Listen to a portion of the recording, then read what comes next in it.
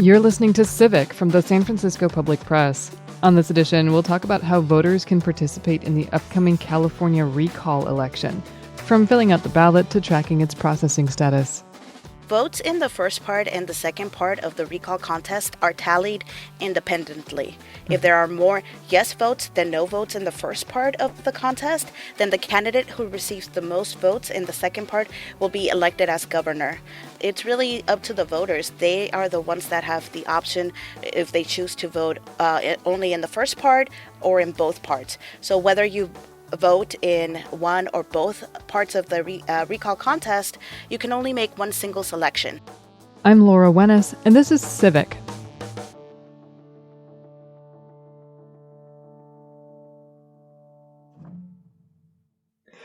California's governor is facing a recall. Voters will be asked whether they do or do not want to remove him from office. If the recall is approved, there are more than 40 candidates vying to replace him, and they're listed on this ballot too. If you're a voter, that ballot for the gubernatorial recall election should be arriving in your mailbox soon, around August 16th. You'll probably get information pamphlets from the state and the city as well. You can mail your completed ballot in or drop it off in person.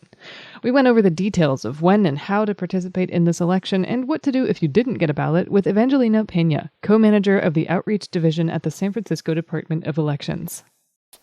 So there are two questions on this ballot, if I understand correctly. One is a yes or no vote on whether or not to recall the governor, and another is a question of which candidate would be your choice for governor should the recall succeed. Am I characterizing that correctly?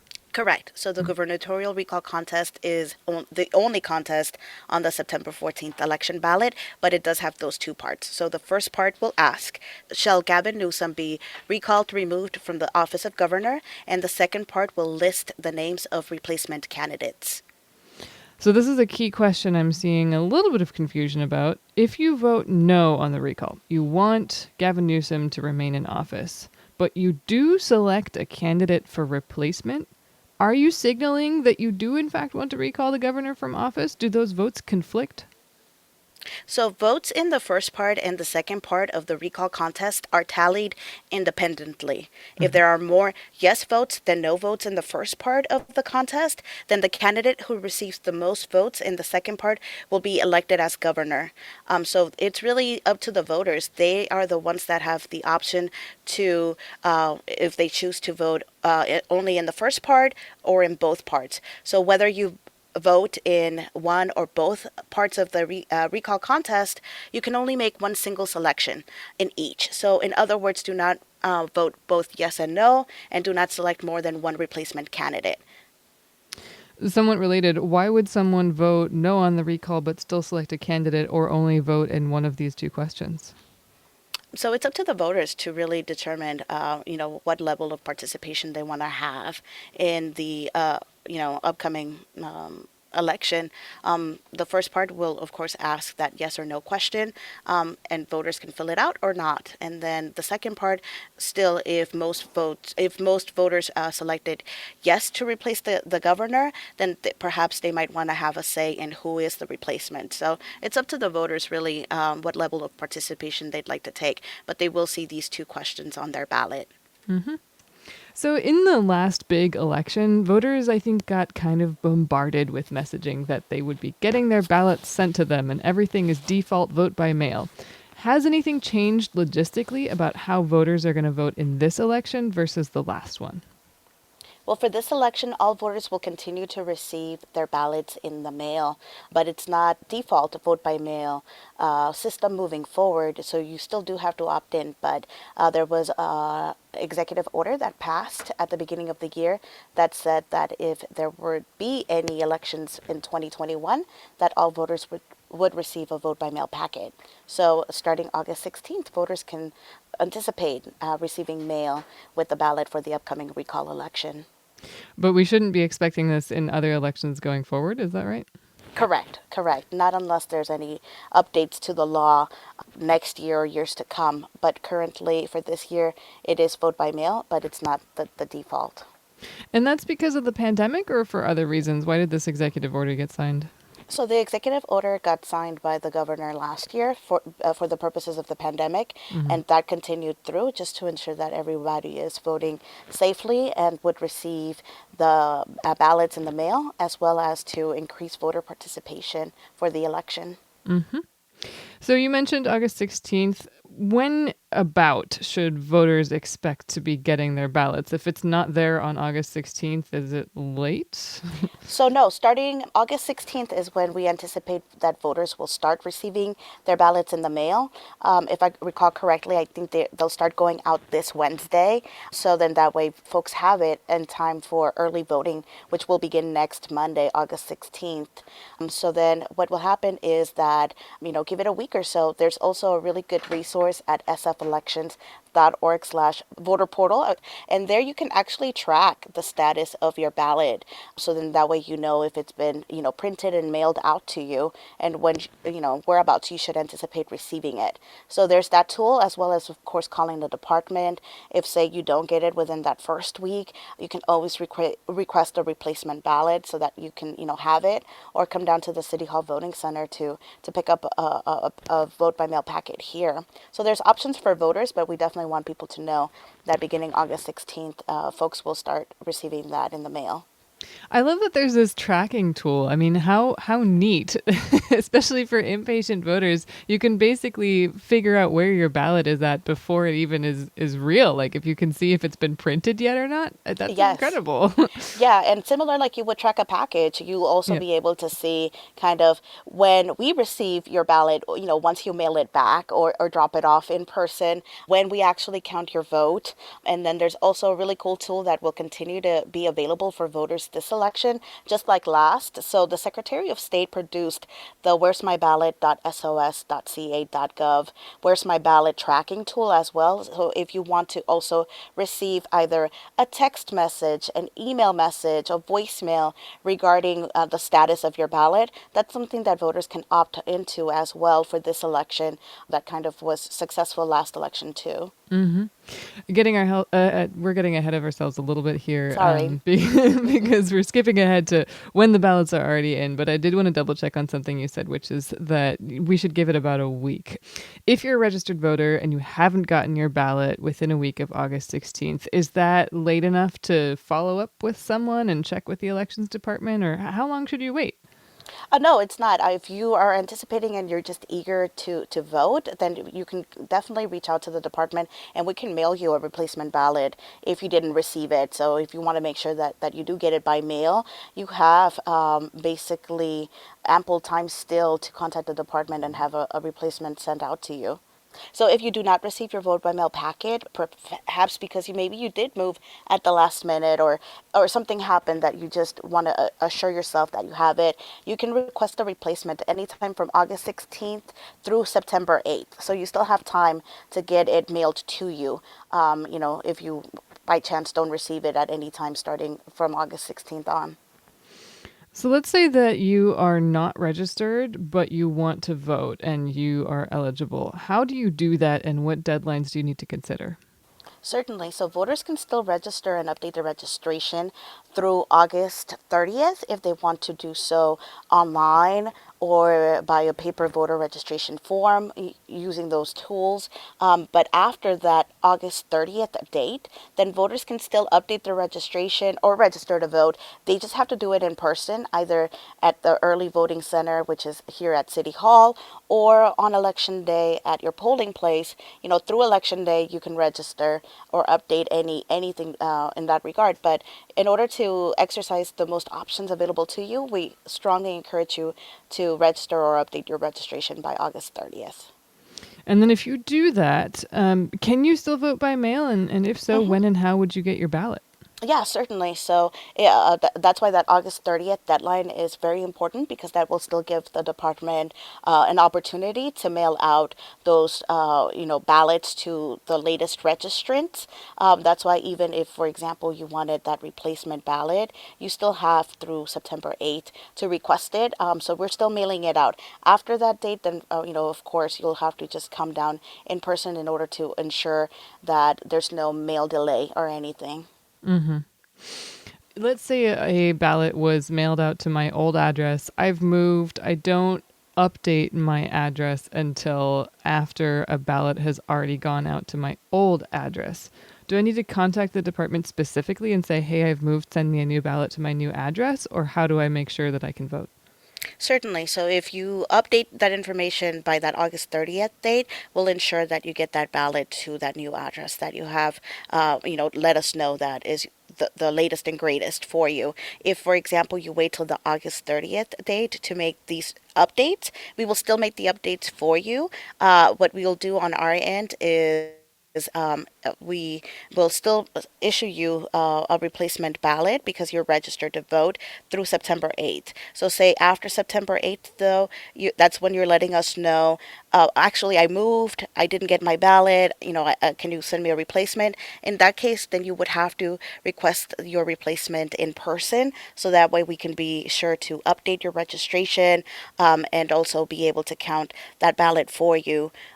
So important, update us ahead of that August 30th date, or if you're going to wait until after September 8th, let's say, then you would need to do it in person for us to send you a replacement or give you a replacement in person. Mm-hmm. Okay, I'm gonna ask an obscure question. I don't want to get too into the weeds here of hypotheticals, but I do think that this is something that's possible because people tend to move around the beginning or the end of the month. Let's say that I got my ballot at my current address and I send it off, late August. I filled it out. I've done everything right, and then I move. And September 3rd, I update my address and my voter registration. Is there going to be a problem verifying my ballot if my new address doesn't match the one on the ballot? No, for us, what we do in order to count your ballot is we verify your signature. So Mm. we do signature comparison to your voter registration. So if your signature from your voter registration matches that signature on your vote by mail envelope or any other signatures that we have on file, if those compare, then that's how we count your ballot Mm-hmm. for you. Mm-hmm. So it's not based on the address if you moved, for example, after you've already mailed that ballot back to us. Okay. And have I disqualified myself if I moved out of state? If I cast my ballot and then moved out of state in September? Well, if you considered yourself, for example, a San Francisco resident when you registered, and Mm-hmm. that's when you got your ballot, so no, you're letting us know that you're a San Francisco resident, so you're eligible to vote if you continue meeting the other eligibility requirements. So, I mean, if you take action after the election has passed, or after you've submitted your information, then we wouldn't disqualify you for some action that you've already told us that you were a resident of San Francisco. Mm-hmm. Just to cover all of our bases here, who Mhm. qualifies to become a voter if they're not currently registered? What do they need to be in order to vote? So the registration requirements to vote are that you are a U.S. citizen, that you are a current resident of California, at least 18 years old on election day, not currently in prison for a felony conviction, and not currently found mentally incompetent to vote by a court. So a voter gets their ballot. What if filling out a paper ballot is a barrier to access for them? Do they have any alternatives? So, yes, similar to last election, for this election too, all voters will have access to the accessible vote by mail system. So, the accessible vote by mail system is an opportunity for folks that, perhaps need to enlarge the print, the size of the font, if they need to change the contrast. So, it's another opportunity for you to be able to access the ballot. You do have to have access to a printer so that you can print it out. It's not online voting, but it is an opportunity too for folks also that have accessibility needs to be able to connect to the system, with a screen readable ballot. Mm-hmm. And then also what would happen is that once you're done making your selections through the accessible vote by mail system, you still have to print out that ballot and mail it back to us in order for us to count your selections. Mm-hmm. But for this election, just like last, this opportunity is open for all voters, where traditionally this is an opportunity for those voters with disabilities in the military. Oh, I see. Mhm. And are there in-person options for getting assistance with accessibility? Oh, certainly. Here in San Francisco, I mean, we really pride ourselves in making so many services available to voters. So, not only will our City Hall Voting Center open starting August 16th, but as well as closer to election time, there will be 588 polling places throughout San Francisco Wow. available for voters to vote in person on election day. And then, of course, in addition to those 588 polling places and the City Hall Voting Center, where folks are actually able to vote in person, we will have opportunities for in-person ballot drop-off as well to make it as convenient as possible for voters to also have an alternative to dropping it off through USPS. I'm speaking with Evangelina Peña, co-manager of the Outreach Division at the San Francisco Department of Elections. So let's say I filled this out and then I realized I made a mistake. How do I fix it? Certainly. So you have a couple of options. So if you want to contact the department to get a replacement, we would be happy to do that.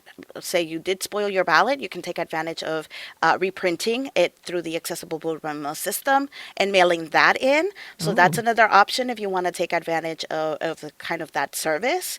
A third option is, of course, to physically come to City Hall anytime after August 16th through Election Day to get a replacement ballot. Or if you'd like, you can even cross it out.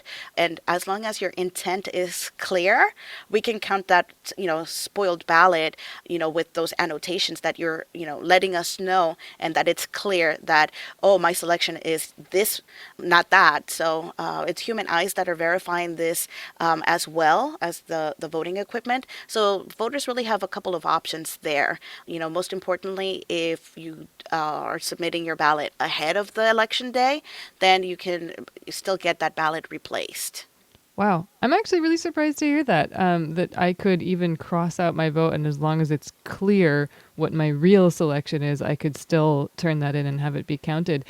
Yes, as What's long as we clear? can, yeah. So as long as we can interpret the voter's intent, then we would be able to still count your ballot for you. If you Huh. have some concerns that your intent is not clear, I would just suggest perhaps replacing your ballot.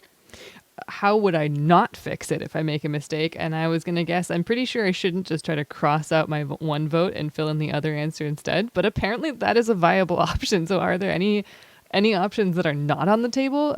Like what if I send two ballots in? So we wouldn't be able to count your vote because we wouldn't be able to determine your intent. Mm-hmm. If there's conflicting information, particularly, Yeah. so we wouldn't be able to. Basically, don't do that because we wouldn't be able to count anything for you. Mm-hmm. Are there any other don'ts that we should be aware of as voters? Well, again, I think it's important to continue to emphasize, to not mark both yes and no, to Mm-hmm. not mark more than one replacement candidate, Mm-hmm. because again, we wouldn't be able to interpret your vote, and we wouldn't be able to count any of your choices. Mm-hmm. Really, the biggest no, of course, though, is don't wait till the last minute. Don't, have your ballot be postmarked after September 14th because then in Right. that case, it wouldn't count. The other big no is don't forget to sign your envelope because then we can't verify that you've submitted it and, we won't be able to count that ballot for you as well. A big no that sometimes kind of happens is people actually sometimes seal their envelope and mail it back without the ballot inside. So it's kind of those situations that we want to try to avoid. Again, when it comes to returning the ballot, one important note is that sometimes folks don't check the last pickup time through the blue USPS boxes. Mm. And if they're sending it on election day and say that last pickup already occurred, then their ballot's going to be late because, it's not going to be postmarked with a September 14th date or earlier. So those are kind of the big places where voters should be mindful to just make sure that they exercise the other options available to them, taking advantage of those ballot drop-off locations. For this election, just like for the last election, we will also have ballot drop-off locations at each of the supervisorial districts, one each in each of the different supervisorial district. Voters really will have an opportunity to drop off their ballots in addition to sending it through USPS. The polling places on election day too. Another great option for voters to just come into any of those 588 polling places to drop off their ballots, as well. We'll have extensive hours on election day. So lots of options for voters to ensure that they're submitting their ballot before 8 p.m. on election day in order for us to be able to count their vote. Mm-hmm.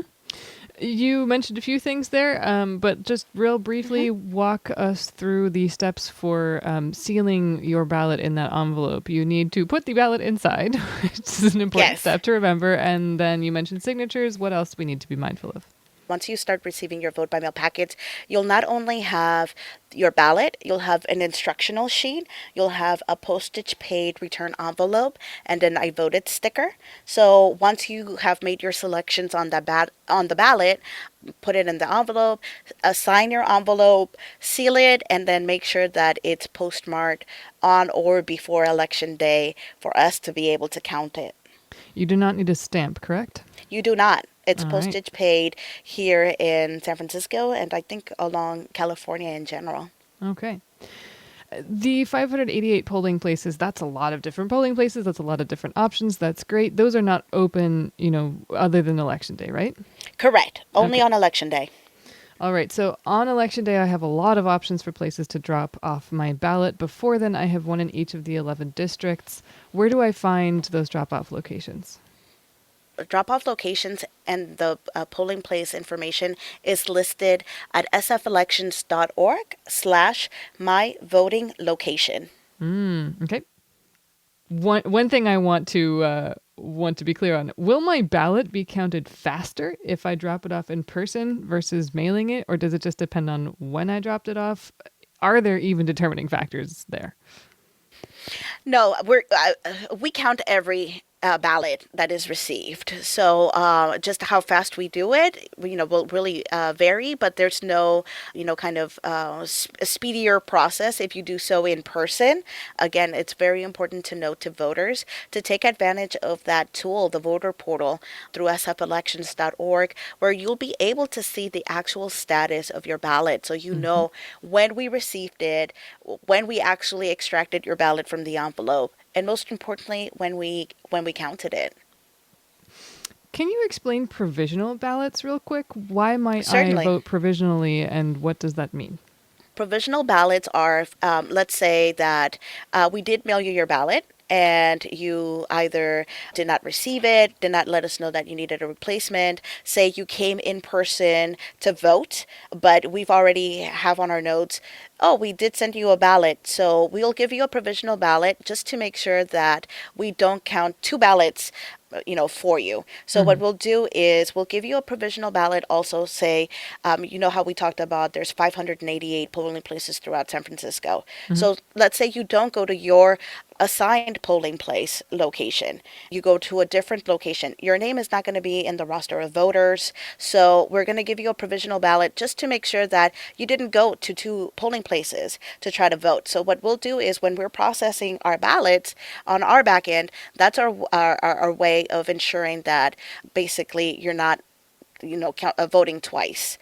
So the provisional ballot just lets us know there's another kind of ballot at play. So either because you got that vote by mail ballot or because you didn't go to your assigned polling place just before we can actually count it. So it will get processed. It will get counted last, but that's because we're going to do our due diligence to ensure that you didn't already mail back a ballot or that you didn't go to your assigned polling place if you happen to go to a different one in order to, kind of turn in multiple ballots. Yeah, how do you verify that? When we're processing everything on the back end, we process every ballot that, comes through the department first. So then if we see, oh, we received a vote by mail ballot, from X, Y, and Z, already, and then we see that, oh, this person also submitted a polling place, a location ballot, then we're only going to count one. For example, if voters did submit the vote by mail ballot through the mail, and then they're like, but I want to make sure it gets counted. So I'm going to go on election day 2, and I'm going to vote at my polling place. What we'll do is we'll issue you that provisional ballot just to make sure that, we already didn't receive a ballot in the mail. So when we're doing our count, post-election, That's how we are able to verify that this person actually already mailed back their ballot ahead of the election. But on election day, they came to vote in person. So if we process that vote by mail ballot first, then that's the ballot that will count. Voters are getting a ton of information for a 2-question ballot here. There's the voter information pamphlet from the city and the voter information guide from the state. What should we expect from these 2 documents? Should there be differences? Are there just different kinds of information? What are we looking at here? So California voters will receive the state voter information guide, and that one will include information about the gubernatorial replacement candidates.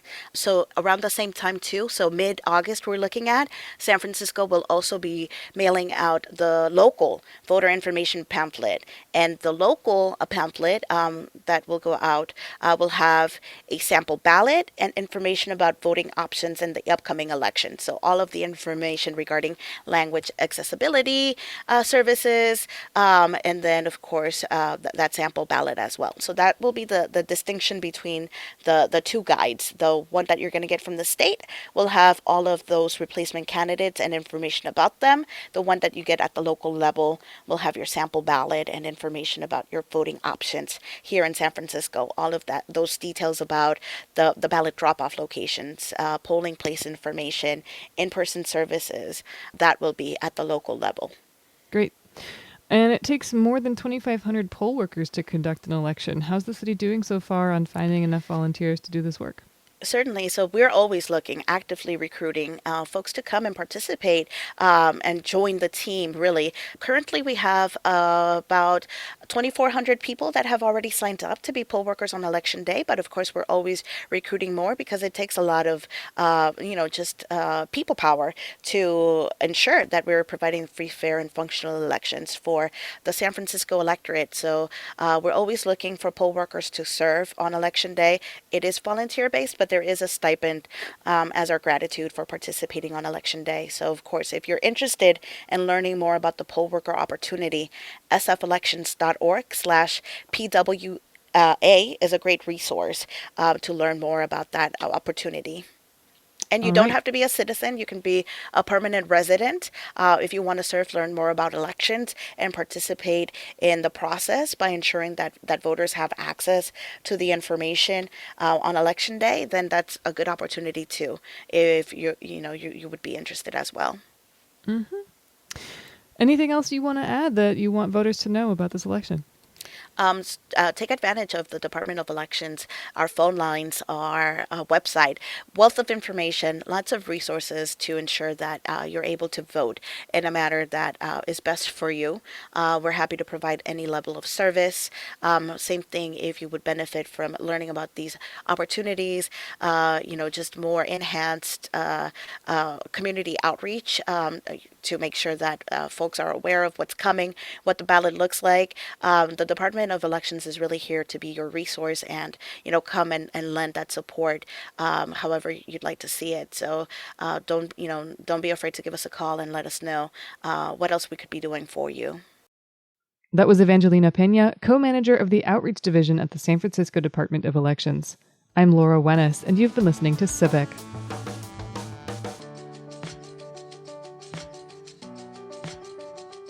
Before I let you go today, at the Public Press, which is Civic's parent organization, we've been working really hard during this pandemic to pursue angles we're not seeing much coverage of elsewhere, or to take a more systemic look at the issues that are surfacing in the headlines.